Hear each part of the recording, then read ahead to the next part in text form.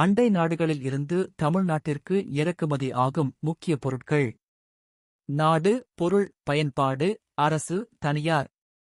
கச்சா எண்ணெய், Saudi Arabia, United Arab Emirates. பயன்பாடு, பெட்ரோல், டீசல், எரிவாயு தயாரிப்பு.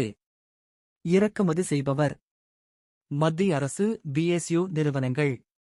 தனியார் எரிபொருள் நிறுவனங்கள்.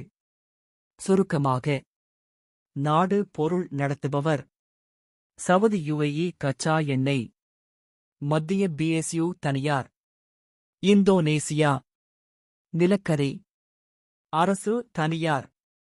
மலேசியா பாமாயில் தனியார். யுஏஇ தங்கம் தனியார்.